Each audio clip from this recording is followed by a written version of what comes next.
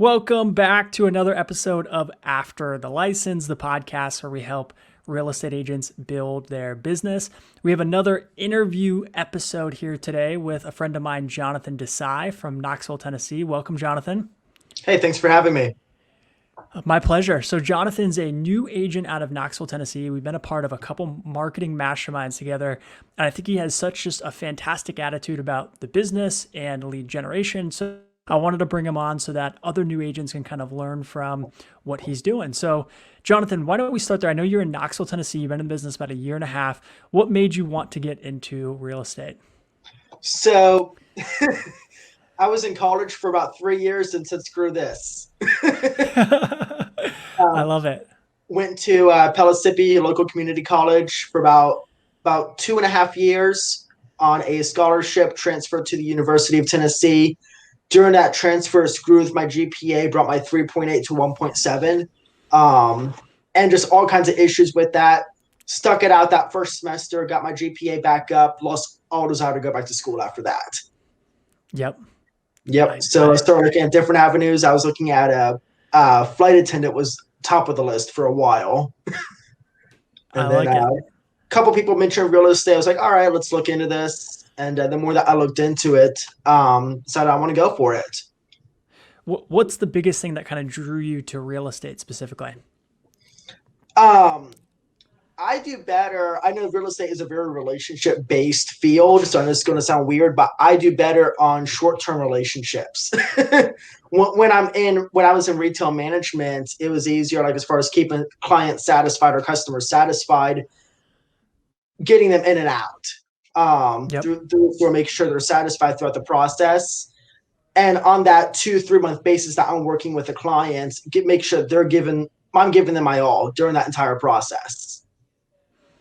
I love that. I love that you kind of had the awareness to kind of understand that about yourself and then kind of apply that to real estate. And I think that makes a lot of sense, right? Real estate really is kind of these short bursts of kind of intense interactions with people, right? You kind of go through high highs and low lows. And I like that you kind of focus on making that experience the best that it can be, right? And then long term, as long as, you made them, made the client happy, right? And you did good work for them, they'll remember you forever, kind of regardless if the relationship stays that close or not. Right, right. That's one thing I try to use to set me apart is using my background in retail management. And I've been using the tagline, client satisfaction is what I excel at because of that, transferring those same skills over.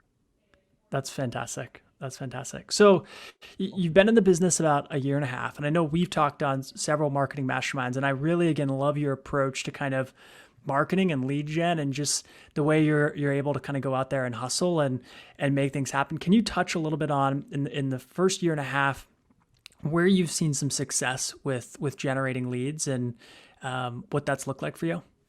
Yeah, so it's kind of been all over the place. I've been hitting on different things, seeing what works, what doesn't work. Open houses did a lot for me last year. I'm having some trouble with those this year just because with how the market is across most of the country, as soon as a house hits the market, it's gone. By the time I Yep. get to do an open house, it's under contract. Yeah. So that's something I'm trying to play with right now. It took me about 8 months to close my first transaction. But Yep. during that 8 months, I was learning the business, learning the field. And that first transaction literally landed in my lap. But it was enough for me to quit my day job to be able to dive full force into real estate. And everything just kind of took off from there. That's fantastic. So let's touch on the open house thing specifically. So Yeah. open houses were working for you. What's kind of your strategy? How did you go about those? So I would do varying time slots. You see, your typical open house time is 2 to 4 on a Sunday. Well, sorry, got dog joining us today. That's fantastic. We like it. uh, so your typical open house time slot is 2 to 4. Well, if everyone has houses that they want to see, they're on that time crunch. So I started playing around with 1 to 5s. I did a couple 1 to 5s. I did a couple 2 to 5s, and that got a lot more attention as far as more attendance, more traffic that we had. So I would create a flyer on Canva. I have a generic template that I use, posting that on different Facebook groups. I do a Facebook Live of a quick tour of it. All right, buddy. Good boy. Doing a quick Facebook Live tour of the house, but not giving the full house away. Just I'm like, hey, here's a quick tour. If you want to see the full house, come check us out. Um, I also have a lender at my open houses with me, and I found that to be beneficial because sometimes people don't know if they can afford it. And that was a specific instance last year. I had an open house. List price was 365, 369, something like that. And they saw the signs that I had, the directional signs, came to check it out. They pull up and like, oh, there's no way we can afford this. But because I had a lender there, we were able to determine that because their DTI was so low that they could afford it. So they didn't buy that house. They bought another house at that same price range. And then I listed their house for them. That's great. And so I really like kind of bringing the lender when you can make that happen, and bringing those other resources. First off, it just kind of makes the open house feel a little bit more lively. I think sometimes people get, it feels a little weird sometimes when there's just one agent sitting in a kitchen and there's nothing going on, right? Right. And it helps keep it casual when someone comes in, like what you said, someone comes into the house, they're like, all right, they feel that pressure. Me and Michael, one of my preferred lenders, when we do our open houses, we're just talking, catching up throughout the week because him and I are both so busy during the week. We're catching up. Someone comes in, oh, hey, how are you doing? Give her a quick spiel. And then we go back to talking while they look around the house and it just keeps it Yep. more casual. Yeah. And so those open houses you were doing, were those your listings or those were listings from other agents, right? Those were listings from other agents. So, what one thing I do like with my brokerage, we have a Facebook page. So I'll post on there like, hey, who has it open or who has it coming soon, going live this week that they would like an open house on. Yep. So I'm playing around with different days and times. I had custom open house signs made. So the days and times are blank on there. So I can just fill it out. So I did one last night that was 5 to 7. No one showed up to that one, unfortunately. I think it was because of the weather. But still playing around, seeing what works, what doesn't work. And it really depends on the area you're at, also, I think. Yeah. And it just depends on, sometimes there's weird days, right? If there's weird weather or whatever that looks like. And so being consistent with it, I think, a lot of maybe new agents don't realize that you can do open houses for other agents, right? And I think it should be talked about more. It's, you oftentimes need permission from your broker and that other agent. Obviously, they want you to be willing to do that, but it's a great way to just start doing real estate related activities, right? Kind of thinking about an open house and promoting it and getting in there and talking to people, even if Yeah, nothing and it comes gets of you it. used to talking to people. You'll be able to get used to those. It's kind of like, I guess, a way to play around with different objections, and I guess use those people as your test dummies. Yes. um, Yeah. and something that I don't think a lot of people realize is the objection I hear the most is an open house doesn't sell my house. You're right, it doesn't. I've yet to see that in most cases. It's something that we use to pick up buyers for real estate agents. So, of course, the seller loves an open house because it's more foot traffic. We like the open house because we get a chance of picking up unrepresented buyers. Yep. Yeah. And that's the thing, right? Is you're right. Most open houses don't actually sell the listing, but there's a lot of sellers that still like it, right? They still feel like there's, some added benefit to it. So Right. most sellers aren't going to be opposed to it if you do have a listing. And so just kind of scheduling those and, some of the open houses I did when I was first starting out, where I was the most productive, right? Because you're sitting there in the kitchen. Hopefully, you have Wi-Fi, but you start to just knock out tasks. And if you don't have someone to chat with, you at least have some things to think through. So that's great. I loved your approach, kind of with open houses. And again, the market's crazy right now in a lot of a lot of different parts of the country. So maybe open houses don't make a ton of sense right now, but as the Right. market starts to shift back, those might be an opportunity for a lot of agents. One thing you and I have talked about in the past too is kind of some of the stuff you're doing on social media, right? So Facebook. Can you touch on that a little bit? Yeah, so I'm really utilizing Facebook groups a lot, specifically relocation groups or local buy sell trade groups. So just get into as many of them as you can. Some of them have solicitation policies, so just adhere to that. Keep an Excel sheet. So, for instance, one of them only allows you to advertise on Saturdays. One is once a month. One is 2 or 3 times a week. So of course I don't want to violate those and get kicked out of the group. So Yep. I keep an Excel sheet and just stay organized on that as far as what groups I can post in on what days and be consistent with it. Those are the same groups that when I'm doing an open house and I do a Facebook Live, I share that into those groups. Great. And really creating branding more than anything because people get expectant of, hey, this guy is always doing something in real estate. He's who I want to talk to. Yeah. Yeah. So you touched on two important things, right? So for those of you guys who are hesitant about open houses, it's this thing that shows you're in real estate, right? It shows you're doing real estate related activities. And even if you get nothing from that open house, just being able to promote it and show the people you're connected with on Facebook or these groups you're in, hey, I'm a real estate agent. I'm doing real estate related activities. This person is letting me show their house, right? It adds a level of credibility. And I think that's something that a lot of new agents are missing. They kind of feel like, oh, I'm brand new. People don't trust me. It's like, but if you start to show you're doing real estate things, you're right. You kind of start to build that brand. And I think Right. that's huge.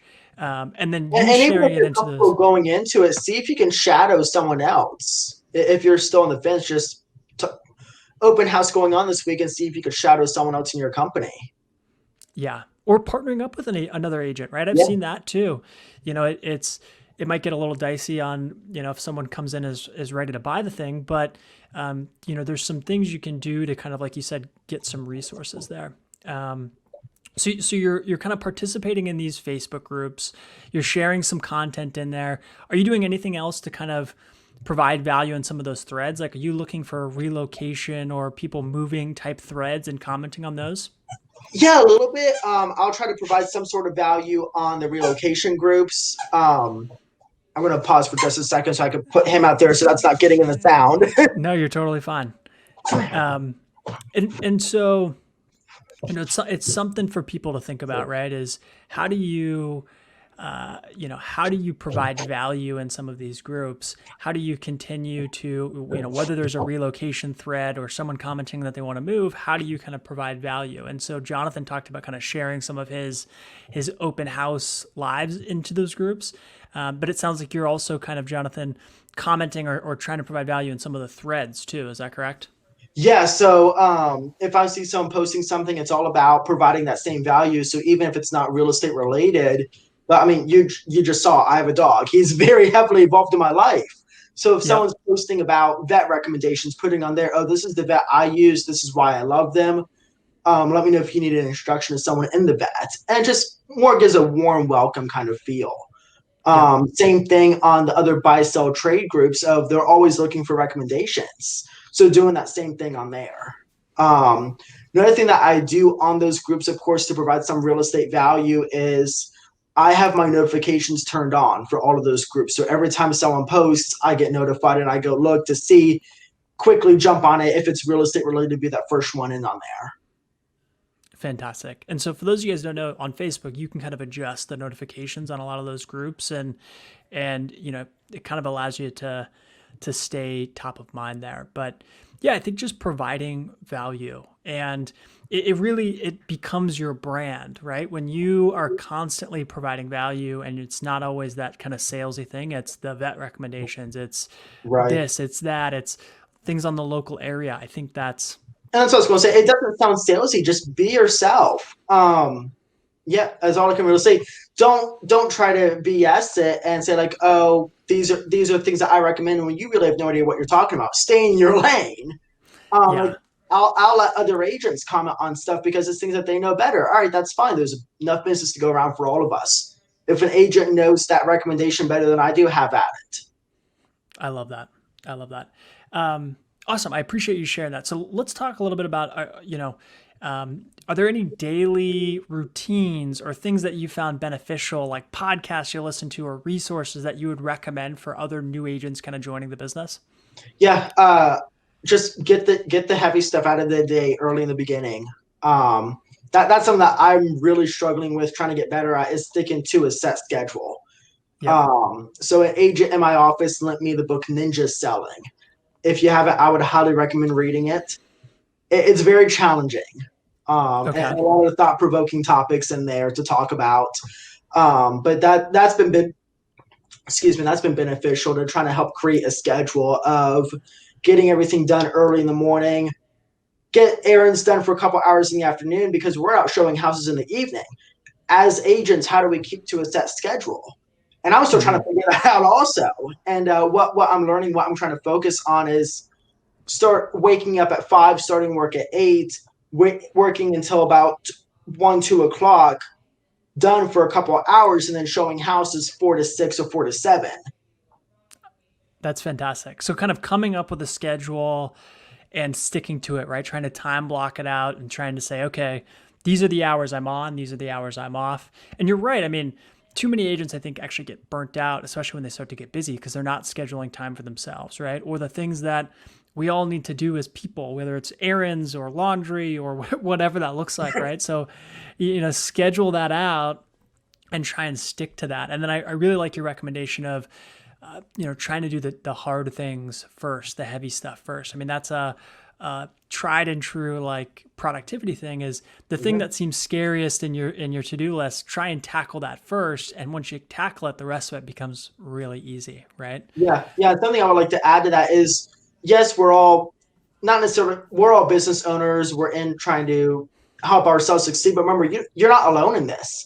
If you're trying to set up that couple hours for yourself, text one of your friends, make relationships, make friends with people in your company. Be like, hey, I'm going to be offline for a few hours. If someone wants to show a house for me, can you show it for me, please? I've done that for other agents in my association. Other agents do it for me. We all help each other out. Yeah, kind of treating it like a community, like people you can, they're not necessarily your competitors. You guys can help each other out, Yeah, definitely. And don't be afraid to collaborate with people in your community also for that same reason. That's fantastic. Are there agents that you've like as a new agent have leaned on, like more experienced agents, or did you have a mentor when you joined, or Yeah, so I don't what have did an that look like official for you? yeah, I don't have an official mentor. I have to give a big shout out to Andrew McGranagan in my company. He's been phenomenal. Anytime I have a question when I first joined, I was calling him up. I'm pretty sure I annoyed him. I was calling him probably 2, 3 times a day for the first 2 or 3 months of being with the company. Yeah. And again, like the more experience I get, the more I'm able to figure things out myself, or able to take care of things. But he's someone that I still always lean on when I have a question. Well, and that in itself is a lesson, right? When I got into real estate, there were plenty of experienced agents who helped me out, right? You ask them Yeah. questions, and what you come to learn is those people had questions when they started, and someone helped them out, right? And Yeah. so I And think now I it's have kind of people asking me questions. I'm like, I've not been in this as long as you think I have.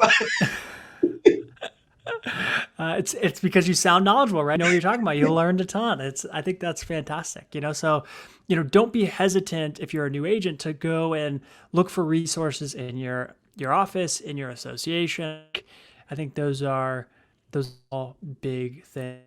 Um, do you have any advice for someone who's thinking about getting into real estate or just got their license? Like, are there any like big ahas for you? I know you kind of touched on the big tasks first, but like, what about real estate in general? Anything Yeah. you've learned? Um, so someone that I know here, she always says JFDI, just frickin' do it. My personality, I spend way too much time trying to think of the best way to do something so I get it right the first time around. Just go out there, do something. You're going to get experience either way. You're going to get some traction either way, like what we just talked about with open houses. You're Mm-hmm. doing something. You're at least getting experience in something. The more you do it, the more you're going to feel comfortable in your field. So when someone does come to you, you're not caught off guard and don't know where to start. Yeah, yeah. There's this weird thing in real estate where you have to like be busy before the phone starts to ring and before you can actually sell houses. You know what I mean? And so Yeah, you, and it took me a while to learn that. It was kind of weird because like my personality is I'm planning the heck out of everything. My dad makes fun of me like I plan to plan. I'll spend way too much time trying to figure out the best way to do something than actually doing it. Yeah. Yeah. And real estate, you have to like build this momentum, right? It's kind of this, and a lot of it probably is just branding, right? You have to build a brand with an Yeah, individual or a group of people or your database, your sphere of influence to where things start to pop, But and then, just figure out what your niche is, what you're comfortable with. There are things that they teach new agents to do. For instance, postcards. I'm mhm, That's one of the first things when you're a new agent is send out postcards. Personally, I was not a fan of that. I didn't do it. So don't feel burdened to do everything. As soon as you get your license, everyone is going to tell you what they think you should do. Yep. Don't listen to everybody. Take Figure everything. out what resonates with you and do Yeah, those things. filter things out of what's going to work for you and what's not going to work for you. I think that's great. I think that's great. And the planning to plan stuff is something we all struggle with. You know, it's so someone once told me the best thing about real estate is you can play golf every day. The worst thing about real estate is you could play golf every day, right? And it's basically it's this thing of like no one's telling you what to do.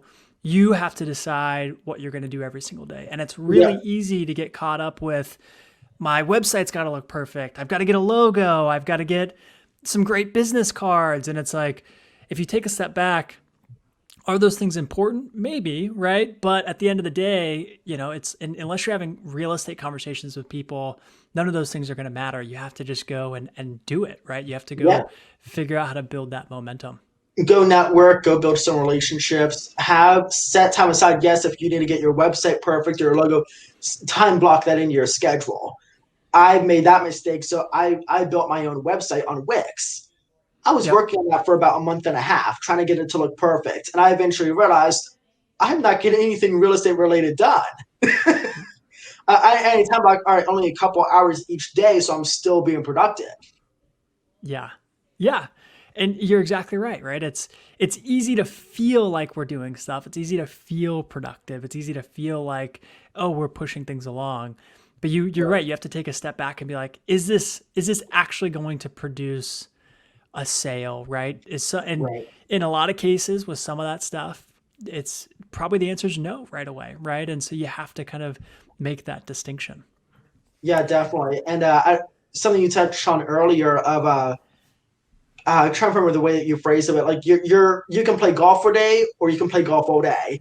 And so I don't coming into this, coming straight out of college. I'm used to in college, everyone is telling you what to do. My Yep. professors ran my life. Now I'm out here on my own. I'm like, oh shoot, I'm the adult. Yeah, and that's it, right? It's you get to now make decisions and and so I always tell people like try stuff out. You kind of mentioned your schedule earlier. That schedule works for you. That might not work for everybody, right? But test it out, see if you Exactly. like it, adjust it, change it, right? But as long as you're kind of progressing forward and trying things and then auditing them and trying new things and these are all lessons we have to learn as business professionals, but if you can listen to people who've done it before, like us, right, and have experienced some of those trials and tribulations, hopefully you don't make the same mistake or for as long as we've had, you know? Yeah, yeah. And biggest thing is like we're all afraid of failure, but just do it. And it took me the longest time to learn that of just go out there, do something rather than just sitting here waiting for a lead that's going to fall in my lap. Yeah, I love that. I love that. Anything else you want to touch on for this audience? I think I asked you kind of all the questions I wanted to. We touched on some great stuff on kind of how you're lead generating, some advice you have, some resources you've leaned on. Anything else you can think of that we're missing here? Yeah, I think that's a lot of it. A lot of the things I've been doing. Don't be afraid to reinvent the wheel. Someone came on negatively about that a few months ago. Someone that I was trying to work with, and this individual told me like, "Why are you trying to do this new stuff? This is what every other agent does. It's tried and true." And I'm like, "No, it's not working for me." So she wasn't grasping that reinventing the wheel. Don't be afraid to do that. Figure different things out. For instance, how to get leads. I am working to connect with professionals that intersect with the people who are most likely to be leads. Yeah. Um, yeah. So just get creative on how you do it. Don't be afraid to try something out. And are you going to fall flat on your face? Yes, I've tried a few things and I've fallen flat on my face. And it Yeah. just goes on to the next thing. Yeah. And you just have this positivity about the business. And I think it's infectious. And so that's why I'm so glad you're able to jump on today. Because that's it, right? That's real estate. It's the people are going to have a million things, a million suggestions for you. You have to figure out what makes sense for you. You have to try new things. You have to try it. You have to fail at things.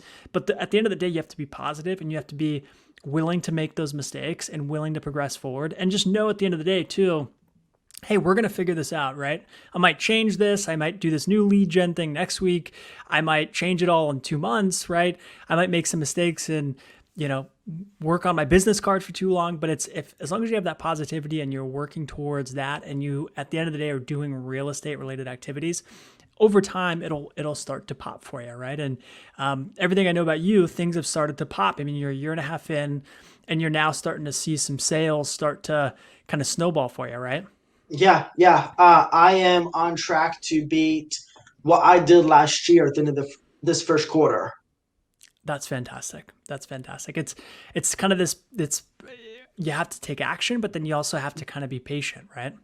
Yeah, yeah. But just do something. You Go have out to do there, something. network. If there are local chamber events, I know BNI is super competitive to get into. I finally got into a BNI chapter after trying for almost a year. Fantastic. Fantastic. Any business from it yet? Not direct leads, but more those connections. Like I said, like trying to connect with professionals. I've realized like you need a real estate professional at those major life changes when they need to buy or sell a house, either Yeah. upsize or downsize. So BNI has been super helpful as far as leveraging those connections to get into the professionals that also intersect with those life changes. Fantastic. And that's the biggest thing I think for realtors. For us, it's always all right. Do you know anyone who's wanting to buy or sell a house? All right, get that gets old. How do you again reinvent that wheel to connect with those people? Yeah. How do you provide value to whether it's the other professionals or the people that they know? You know, how do you provide value and be Yeah, a I resource love without being too connecting salesy? people. Yeah, yeah, I love connecting people. So I've provided value into the group as far as when someone's trying to look for a connection, thinking, all right, who do I know to connect them to? And natural human reaction, they're going to want to do the same thing for me in return. Yep. Yeah. Being a resource, being a resource and providing Yeah. value. And it's really what it is, just provide value, find your lane and stick in it. Like I said before, don't try to BS something you don't know. If someone else knows it, let them take it. Yeah. Yeah. Awesome. That's great. Well, Jonathan, I really appreciate you jumping on here today. I think you provided a ton of great insight for new agents. Anything you want to promote? I'm going to make sure to get all your social links in the description of this YouTube and the podcast. But anything else you want to promote or drive traffic to or talk about? No, no, just check out my social media channels. Knoxville, Tennessee. Be happy to take referrals. I love it. Any referrals from Knoxville, Tennessee? We got the guy for you, Jonathan Desai. So thanks, Jonathan. Again, I really appreciate it, man. And we'll Thanks, catch you Jeff. later. Of course.